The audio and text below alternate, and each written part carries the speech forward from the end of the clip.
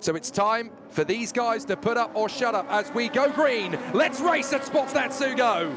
It's not going to be bombastic off the line, but looking good already for Yui Sekiguchi to challenge Hiroki Otsu. Toyota want the lead nice and early. They know that ARTA Mugen have the potential to hold up the field here if they don't get a decent run. Off we go in GT300. It's much more congested, and already the J-Lock Lamborghini is going to make the bid to get into second position, and the door will be left open for the good smart Mercedes to slot in if there's a chance to get through as well. J-Lock goes for it on the inside line. Is that going to be the move done from Yuya Motojima? No. Well covered there by Hiroki Yoshimoto.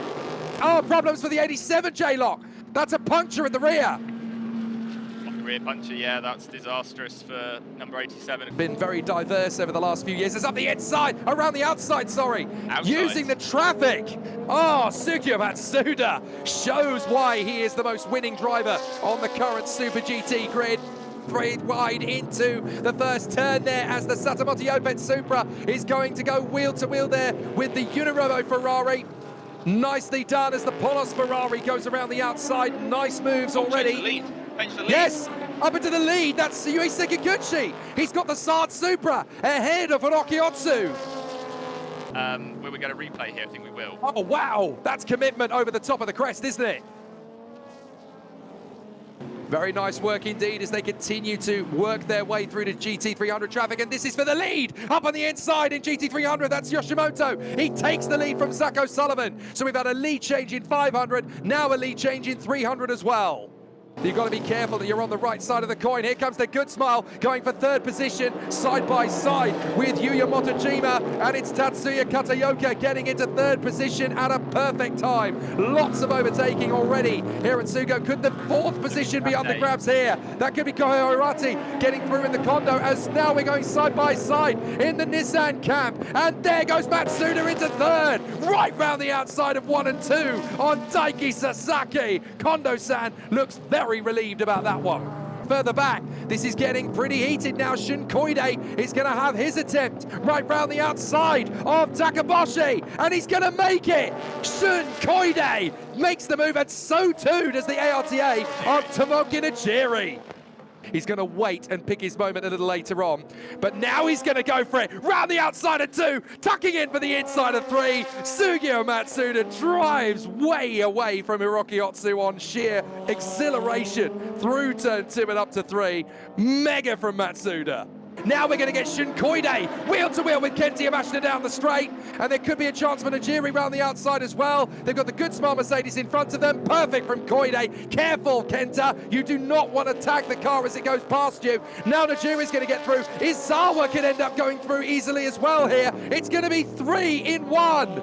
Oh my goodness, the Tom's Toyota plummets from 5th to 8th in about 12 seconds. The championship leading car. That's 2 of the main players in GT300. Let's see what happened. The Polos Ferrari's on the outside, and there's the contact.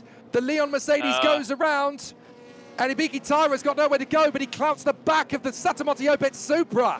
Here he was, as we see the number 2 car damage to the Inging. In trouble, looks like a puncher.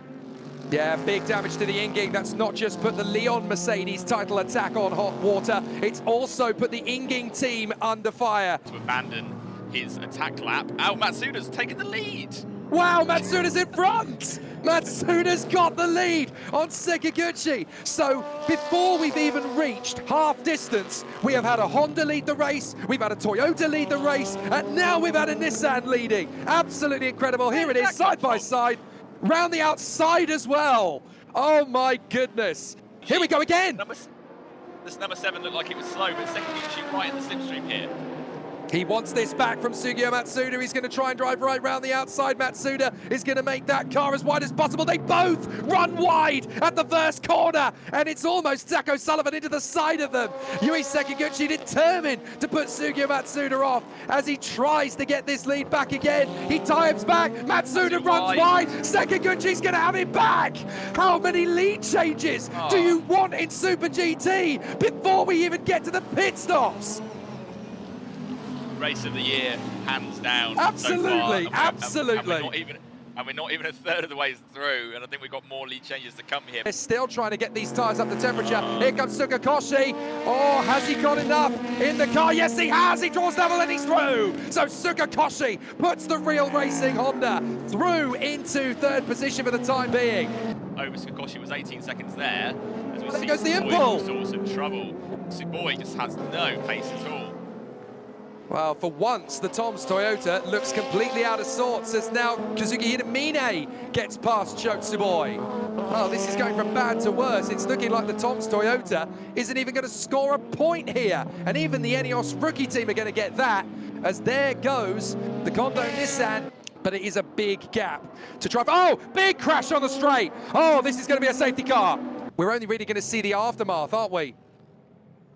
There's the initial contact further back, and oh my goodness, the Shade Racing car, that's a big hammer blow for Ricky Okusa, who was trying to get out of the way of the Shade Racing car. So the Aston has collided with the Shade, and the number 64 Nakajima car was trying to get out of the way, and that's a big impact for Ricky Okusa into the pit wall entry. Ay, ay, ay. And very nearly clouted in there was Oliver Rasmussen. Did Oliver Rasmussen go in with them and then reverse out? I think he did. Let's not forget that the leading cars in the championship battle now are the number 23 Nismo Nissan and the number 37 Toyota Supra. But round the outside comes Makino on Giuliano and Lacey. What a move round the outside from Tada. A beautiful overtake. As up over the top of the crest, it's green, green, green, green once again. And now here comes the move from Tepe Natori to go side by side with Suzuka. Will he drive right round the outside? Yes! Oh, what a move from Tepe Natori. Now he's only got 13 minutes to go after Sasha Fenestraz. Go get him! Can he get the move done here? Here he goes. Fenestraz having to defend again. Natori going round the far side. He's got the potential. Can he keep his foot in? He's on the curb. Tepe, you went too aggressive, too early. And now the Honda's going to be all over him like a bad habit. He goes long, round the far side again. Fenestraz cuts him off, but this time Natori is wise to it. Can he keep his foot in? I thought he might just get the undercut there on the inside. Fenestraz backs him up into the path of the Honda. Natori knows he's running out of opportunities, but Fenestraz's back is well against the ropes.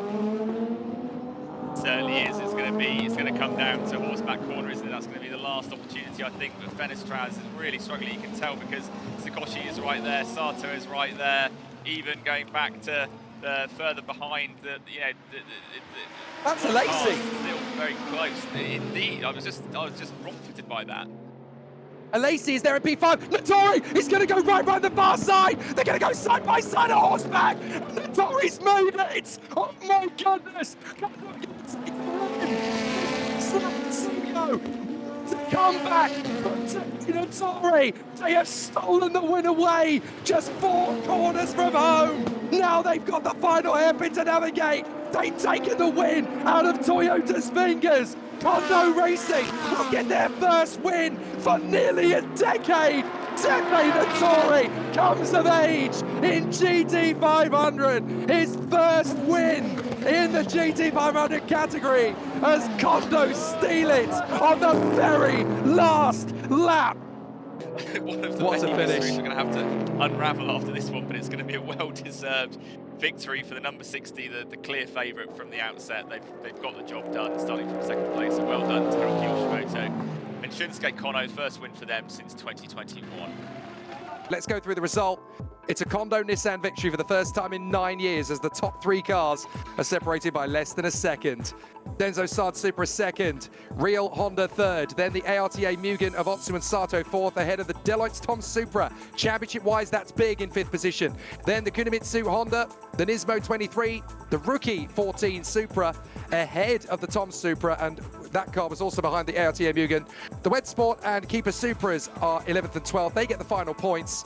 In GT300, it's the Cintium LM Corsa that gets the win, ahead of the Kondo Nissan and the 7x7 Porsche, getting their first podium. The Good Smart Mercedes fourth, from the Gainer Nissan in 5th position, ahead of the Green Brave Supra, the Upcarriage AMG, the Car Guy Ferrari, the Mac 5, the Helm GTR getting some valuable points on the board there in 10th place. 11th for the Unirobo Ferrari, and 12th for the Leon Pyramid Mercedes that scrapes just 1 point. but there was drama all the way and plenty of big names falling by the wayside, including, of course, the Subaru BRZ in the closing stages, the LC500H dropping out of the race too as well, I noticed there, for Oliver Rasmussen and Miki Koyama. The title battle, well, there's now just 8 points in it, heading to the final 2 races of the year. Sekiguchi and Fenestraz are now just 15.5 points back from the lead. So they are now genuine championship contenders with 2 races to go. There are 5 genuine cars in this fight, 6 if you count the Nissan. So it's definitely going to be an exciting fight to the end.